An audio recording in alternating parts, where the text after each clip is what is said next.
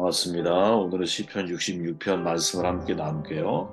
1절 말씀을 읽습니다. 온 땅이여 하나님께 즐거운 소리를 낼지어다. 그의 이름의 영광을 찬양하고 영화롭게 찬송할지어다. 공동체적 은혜 체험을 추구하십시오. 라는 제목으로 말씀을 나누도록 할게요. 공동체가 은혜를 체험하는 게 대단히 중요하다라는 거죠.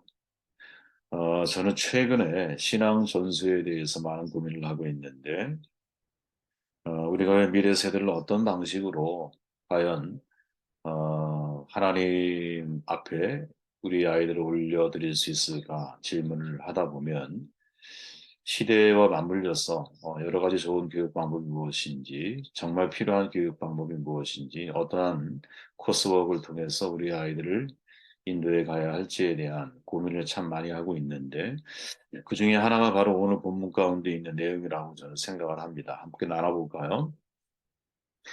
시편의 표제어 여러분 잘 아시지만 각각의 시가 가진 특징을 두 가지로 구분을 하죠. 먼저 시를 쓴 기자가 누구인지, 어떤 상황에서 어떤 목적으로 쓴 것인지를 기록을 합니다. 이어서 표제어라고 하는 내용에 들어가 보면 이 기록된 시가 언제 어떻게 어떤 방법으로 사용되어졌는지 등을 기록을 하죠. 물론 이 두 가지 중에 한 가지만 표기된 시도 있고 하나도 표기되지 않은 시도 있어요. 시편 66편의 표제어는 시 이렇게만 되어 있죠. 그리고 인도자를 따라 부르는 노래 이렇게 기록되어 있습니다. 그러니까 누구의 시인지 기록하고 있지 않죠. 아마 분명히 다윗의 기록은 아닐 것 같아요. 그리고 이어 인도자를 따라 부르는 노래라고 기록을 통해서 하나님의 백성, 다시 말하면 이스라엘 공동체의 노래로 불렸음을 알 수 있는 거죠.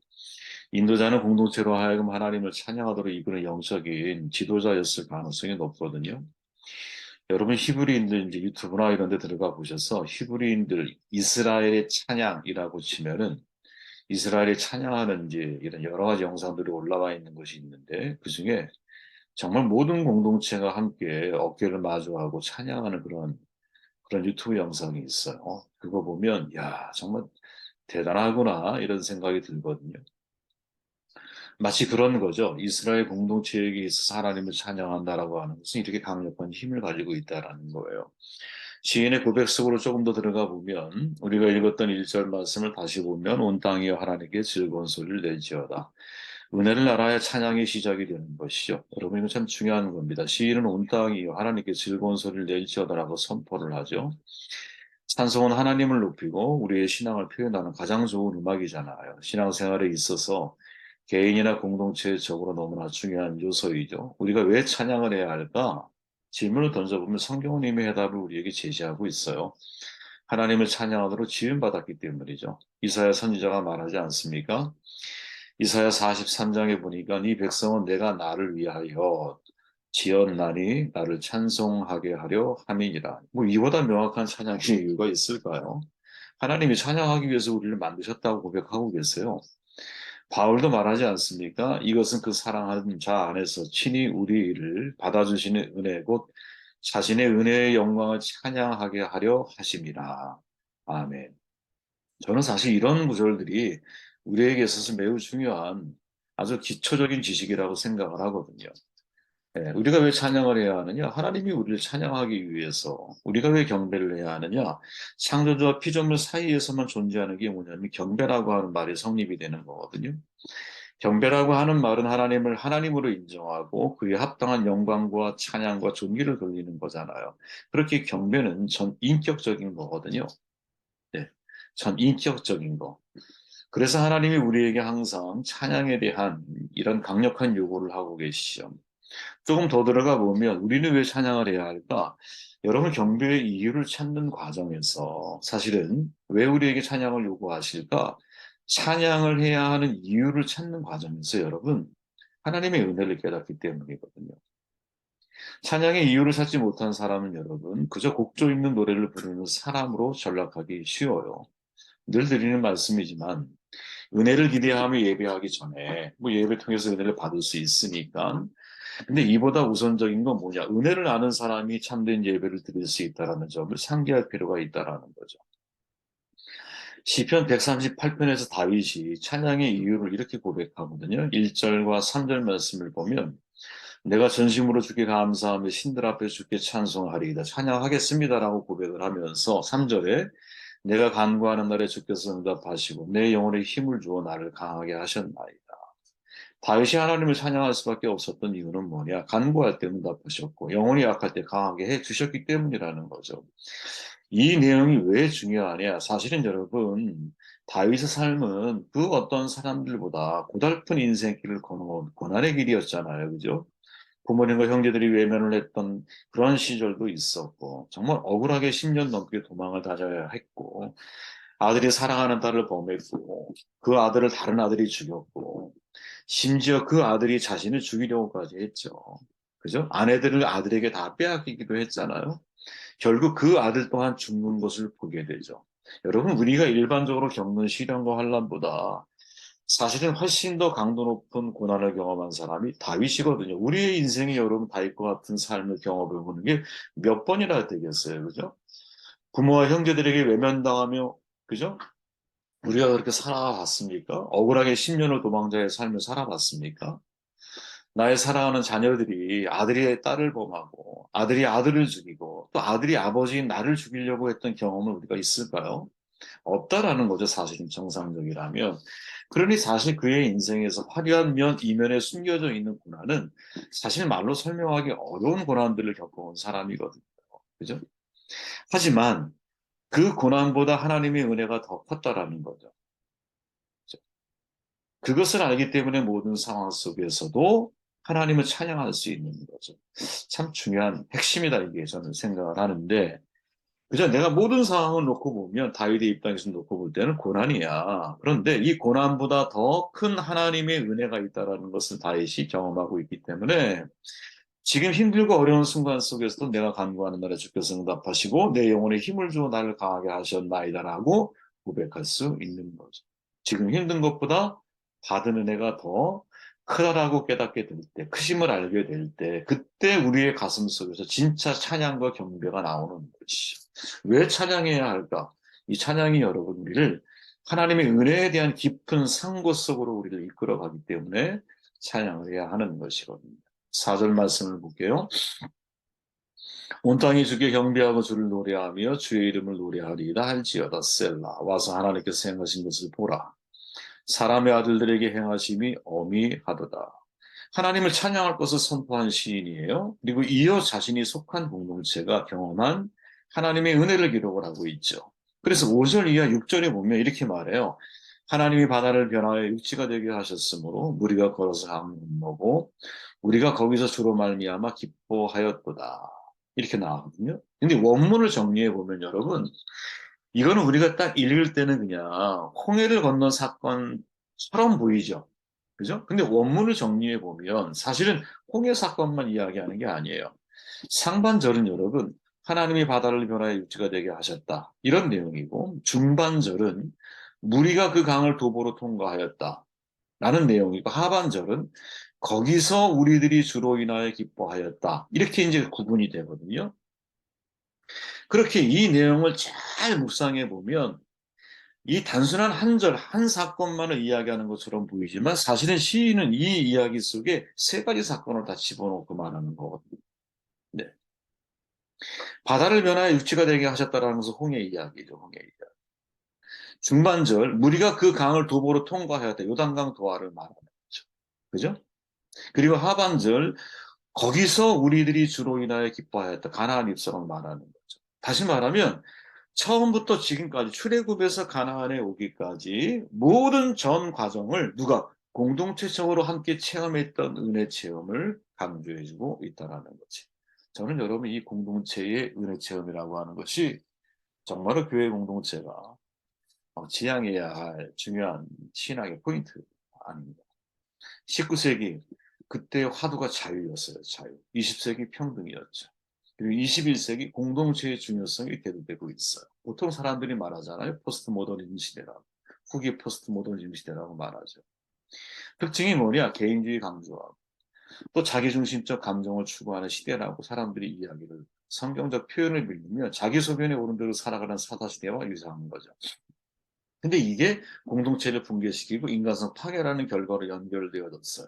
가정이 해체되고 지금은 전부 다 여러분 사실은 디지털 온라인 세대가 되면서 점점 더 개인주의, 점점 더 자기중심적인 감정을 추구하는, 그러다 보니까 공동체성이 전혀 사람들에게 전달이 되지 않는 이러한 문화가 지금 형성되어 있거든요. 근데 우리가 잘 알잖아요, 여러분. 예수께서 제자들을 선택하시고 제자직을 수행하는 자기를 이끄시는 전 과정이 신앙 공동체적 교육을 전제하고 있거든요. 저는 여러분 이게 정말 우리가 중요하게 생각해야 할 문제라고 보거든요. 여러분 잘 알지만 2021년도죠. 한국 기독교 공부에서 셀럽에서 갤럽에서 미래 세대 청소년들을 조사를 했더니 21년도에 3.8%, 그리고 지금은 더 떨어져서 거의 이제 3%또 붕괴된 상황 가운데 있죠. 미전도 종족을 여러분 2%, 그러니까 복음화율 2%면 미전도 종족이라고 불러요. 그러면 이제 조금 있으면 우리나라의 청소년 미래 세대가 사실은 미전도 종족으로다가 불려질 확률이 높거든요. 지금 우리가 그런 시대를 살아가고 있어요. 사람들은 질문해요. 왜 우리가 신앙 전수에 실패하고 있을까? 왜 소리 없이 우리의 미래 세대들이 교회를 떠나가고 있을까? 도대체 어떤 대안적 교육을 준비해야 미래 세대가 다시 하나님 안에서 지식을 전달하는 게 아니라 복음이 전수될 수 있도록, 신앙이 전수될 수 있도록 우리가 만들어갈 수 있을까? 이런 질문을 던지거든요. 그래서 기독교 교육의 수많은 대학, 이제 신학대학에서 뭐 장신대 박상진 교수 같은 경우는 그 핵심적인 문제를 학교형 패러다임의 문제가 있다. 학교형 교수 패러다임이라고 보통 표현하잖아요. 다시 말하면 학교의 모델이 교회에도 그대로 적용을 했다라는 거지. 그게 지식 전달에는 성공을 했지만 왜 학교형 패러다임은 지식 전달을 전문으로 할 수 있는 패러다임이거든요. 근데 신앙은 그렇게 전달되는 게 아니라고 보는 거예요. 고신대 박영돈 교수는 여러분, 이 학교형 패러다임이 만든 패단 가운데 하나가 뭐냐면 신앙교육을 여러분 사실은 가정에서부터 시작이 되어져야 되는데 학교형 교회로다가 다 패턴을 넘겨버립니다. 패턴을. 그래서 교회와 가정이 분리돼 버렸어요. 그러다 보니 신앙교육의 책임은 교회가 지는 것이라고 사람들이 자꾸 생각을 하게 되고 가정에서는 아이들에 대한 교육을 전혀 하지 않아, 사실은. 그러다 보니까 더 많은 시간들을 가정에서 함께 아이들이 보내고 있는데 가정, 학교 여기에서는 전혀 신앙교육이 이루어지지 않고 일주일에 한두 시간 교회에서 신앙교육 전달받는 걸 가지고 어떻게 아이들이 변화될 것을, 어떻게 정말 신앙이 좋은 아이들로 성장하게 될 것을 기대할 수 있겠는가. 그렇지 않을까요, 여러분? 아니 일주일에 1시간, 2시간, 많아야 한 서너 시간 아이들이 함께 보내는 것을 가지고 이 아이들에게 신앙 전달이 가능할까? 여러분 이건 정말 헛된 꿈이라고 저는 생각을 하거든요.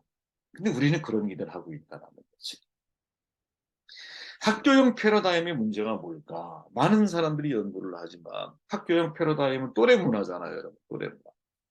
또래 문화의 문제는 뭐냐?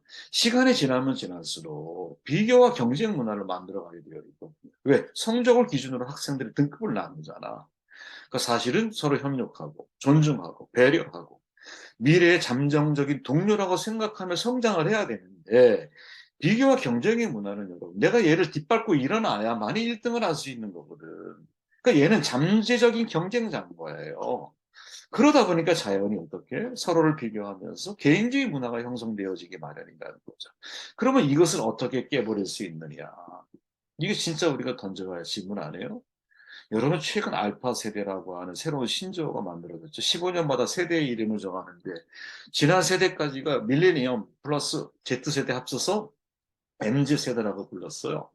근데 2010년 이후에 태어난 세대를 알파 세대라고 그래요. 그리스 알파의 첫 단어를 딴 거거든요. 영어에 Z까지 다 썼기 때문에 알파라고 하는 단어를 삽입을 하면서 사용하게 되는 거야. 근데 알파 세대의 특징이 뭐냐 여러분? 완전히 새로운 종족이라는 거예요. 왜? 밀레니엄 세대의 사람들이 부모야. 이들에 의해서 태어난 아이들이 태어나면서 접한 건 뭐냐면 전부 다 디지털인 거예요. 스마트폰 보고 언어를 배우고 관계를 배우고 얘네들에게 있어서는 여러분 이게 가상현실이 아니야. 그냥 현실 세계인 거예요. 이런 세대를 우리가 앞으로 접해야 되거든요. 그리고 이런 세대의 특징 가운데 하나는 아까 말했지만 MZ 세대부터 연결되어져 있는, 그죠? 포스트 모더니즘의 전형적인 특징, 자기 중심적 감성을 추구하는 시대라는 거지. 우리가 이런 미래 세대를 지금 직면하고 있는 거거든요. 이런 미 알파 세대가 여러분 2025년, 2년밖에 안 남았어요. 2025년에 전 세계 22혁명이 된대요. 어마어마한 일원이거든요. 그러면 우리 아이들은 이런 세대가 아니냐? 아니죠. 우리나라가 더 심하지. 왜? 우린 디지털 강국아니다. 우리나라. 그러면 과연 이런 세대를 향해서 우리가 어떻게 지식을 전달하는 게 아니라 복음을 전수할 수 있을까? 이 질문에 대한 해답을 찾아내야 돼요. 저는 그것을 여러분 이제 완성된 것은 아니지만 그 핵심이 뭘까? 첫째는 세대 통합 교육이에요. 정말 세대 통합. 교회는 품이 되어져야 된다는 거지. 품, 엄마의 품, 그죠? 품. 이 신앙 공동체. 첫째는 신앙 공동체. 그죠? 왜?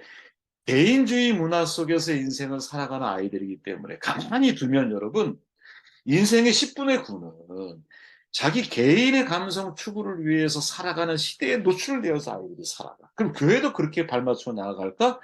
교회도 디지털 온라인 세대에 맞춰서 거기를 더 강화하고 그것을 더 강화하는 쪽으로 흘러갈까? 아니, 전 아니라고 봐요. 오히려 거꾸로.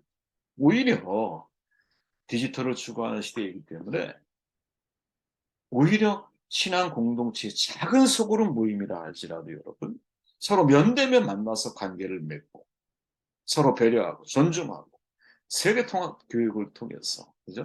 신앙이 위에서부터 아래로 흘러갈 수 있도록 이 신앙 경험은 여러분 공동체적 경험이 되어야 하는 거거든요. 예.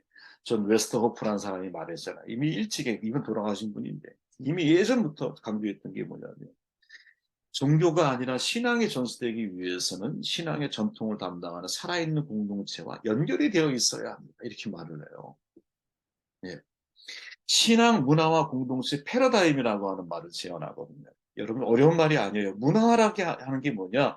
모든 연령층의 사람들 사이에서 일어나는 상호작용 이거를 중요하게 여긴다라는. 다시 말하면 모든 연령층의 삶의 본성, 성격, 질, 이 모든 것들이 다 다르잖아. 그런데 이런 경험들이 상호작용을 일으키면서 우리의 미래 세대에게 다양한 하나님에 대한 경험이 전달되어진다는 거지. 저는 정말 이게 중요하다고 생각해요. 네. 우리가 또래끼리 있으면 여러분 유일하게 안 되는 게 하나 있잖아요. 그거는 성숙함이라는 게 훈련이 안 되잖아요. 왜? 경험이 같은 세대들이야, 걔네들. 그런데 경험의 차원이 다 백바른 지혜라고 말이 있듯이 10대, 20대, 30대, 40대, 50대가 다 같이 세대가 어우러져서 대화하고 교제하고 관계를 맺기 시작할 때 50대가 경험했던 하나님이 자연스럽게 간증이나 여러 가지 형태를 통해서 아이들에게 전달이 되고 이어지고 그 아이들의 삶의 문화 속에 우리가 줄 수 있는 것들이 얼마나 많이 있겠냐. 네. 이런 질문을 던지게 되는 거죠. 그래서 저는 여러 가지를 고민해 보면서 여러분, 시인이 오늘 말하고 있는 공동체적인 영적 은혜 체험을 시인이 되게 강조하고 있잖아요. 이거는 이스라엘이 되게 중요한 특징 가운데 하나거든요. 이스라엘 가보면 가보셔서 알지만 매주 금요일만 되면 여러분 온 가족이 모이잖아. 그리고 아버지가 자녀들 놓고 축복기도 해주죠. 음식을 나누면서. 아, 저는 그거 뭐 깜짝 놀라서 가만히 있는데 호텔에서 기관총을 들고 사람들이 막 들어오는 거야.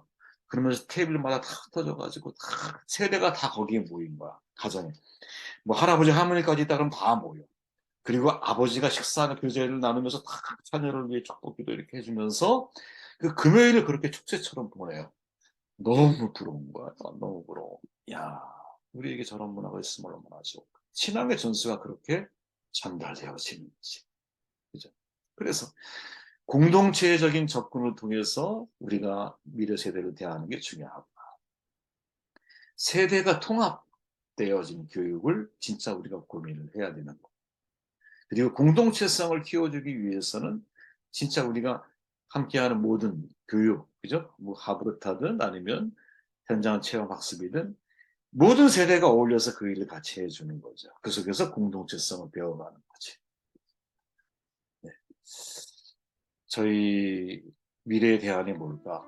뭐 계속 풀어내야 할 숙제 가운데 하나이겠지만 오늘 시인이 공동체적 은혜 체험을 강조하는 내용 속에서 음, 우리는 어떤 정말 신앙의 전술을 위해서 어떤 것을 준비해 가야 할까 질문하게 되는 그런 시간이었습니다.